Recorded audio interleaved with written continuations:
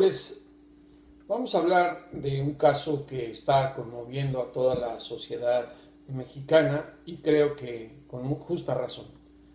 El asesinato de la niña en Xochimilco, esta niña que se llamaba Fátima. Esto creo que nos demuestra cuán urgente es que se resuelva o que empiece a dar resultados la estrategia en contra de la inseguridad. El asesinato de esta menor de edad creo que nos expone la decadencia y degradación moral y cívica que hemos tenido en México, por lo menos en los últimos 18 años. Y esto, aunque ya algunos políticos han empezado a decir que es culpa de los neoliberales, creo que deberíamos ser más atentos y más precisos en señalar la responsabilidad. Es una responsabilidad propia, obviamente generada por los malos gobiernos. ¿Y por qué lo digo? Porque me parece que hay personas que se les ha olvidado que a raíz de que Felipe Calderón lanzara esta guerra injustificada contra el narcotráfico, presionado o no por Estados Unidos utilizando al ejército, los criminales diversificaron sus actividades. Y cuando digo criminales me refiero a los que se dedicaban al trasiego de las drogas. Los Zetas, ¿se acuerdan de esta agrupación que se derivó o nació a raíz del cártel del Golfo, que aterró a toda la nación con el tipo de asesinatos que cometía, de la manera de delinquir para intimidar a la gente? Eso provocó un aumento en los secuestros, un aumento en los asesinatos. ¿Por qué? Porque el nombre Z generaba miedo en la sociedad mexicana. ¿Y cuántas personas fueron víctimas de llamadas telefónicas de gente que nada tenía que ver con los Zetas, ni sabían cómo se trasegaba drogas y simplemente decían: señora o señor, sé a la escuela a la cual acuden sus niños, los tenemos ubicados, usted vive en tal lado, o nos depositan tanto dinero, nos dan tanto dinero de manera rápida, o nunca más lo vuelven a ver. Esa fue la diversificación con la cual el crimen organizado se fue metiendo en la sociedad, ayudándonos a degradar moral y cívicamente, y ahora estamos en esta decadencia de inseguridad. Creo que los gobiernos, más que estar hablando de cómo pueden solucionar, de cuál puede ser la estrategia más precisa para avanzar ante casos como este, el de la niña Fátima, deberíamos hablar de efectividad. La constitución moral no nos sirve. Los mexicanos necesitamos ya resultados y no nos importa que consideren aberrante las autoridades a un caso como el de esta menor de edad. Insisto, México requiere ya de resultados en contra de la violencia, feminicidios o no, asesinatos de niños, asesinatos de hombres, creo que se pueden catalogar en una sola cosa: una situación caótica que vive México de inseguridad y en la cual no hemos visto soluciones. Basta ya de buscar a responsables, y cuando digo esto me refiero a los políticos que empiezan a hacer señalamientos. Reitero, y me parece que este es el punto, la sociedad mexicana no era así.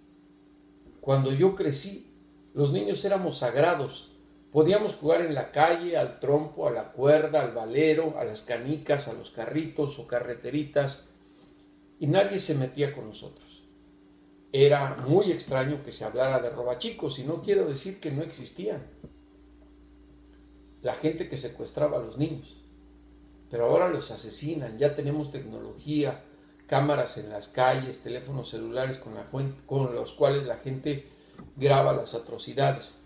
Lo que no tenemos es una solución, y porque nos hace falta una reforma judicial profunda para evitar que los jueces, los ministerios públicos sigan cometiendo errores, y por esto, como el caso de Lunares, este criminal presunto líder de la Unión Tepito que fue detenido ya en 3 ocasiones, vuelvan a quedar libres.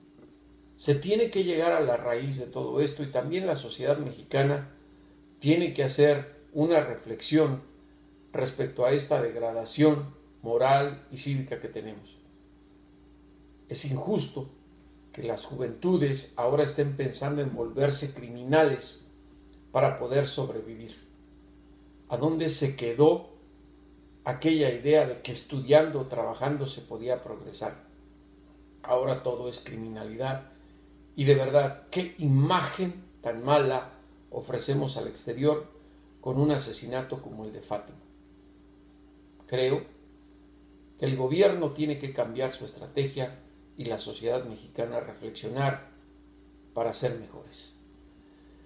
El fin de semana se dio a conocer una noticia lamentable que en muchas ocasiones genera que a nosotros los informadores nos metan a todos en un mismo costal y nos consideren pésimos, comprados, chayoteros o como quieran.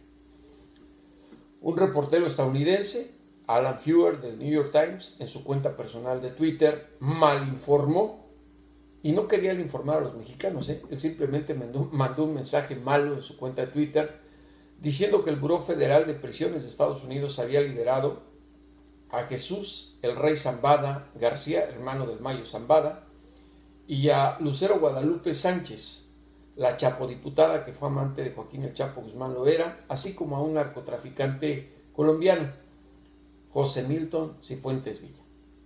Los medios mexicanos inflaron la nota e inmediatamente se pensó que los habían liberado porque simplemente esos tres personajes testificaron en contra de Joaquín el Chapo Guzmán Loera y que así el gobierno estadounidense los estaba compensando. ¡Qué error tan grave! En Proceso, su servidor publicó que esto no es así. No se encuentran ya bajo la responsabilidad del Buró Federal de Prisiones, pero están bajo la custodia de los Marshals Federales de Estados Unidos o alguaciles.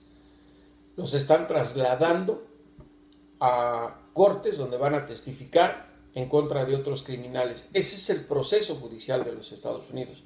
Así pasó con el Chapo Guzmán.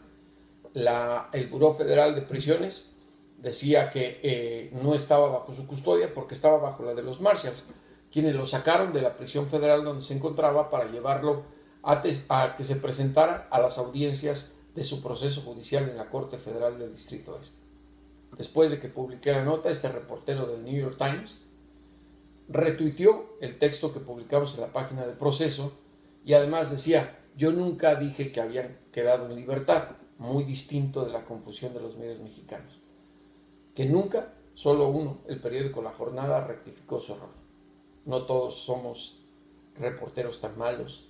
Algunos sabemos que tenemos que informar con veracidad a la gente y para eso se tiene que corroborar la información.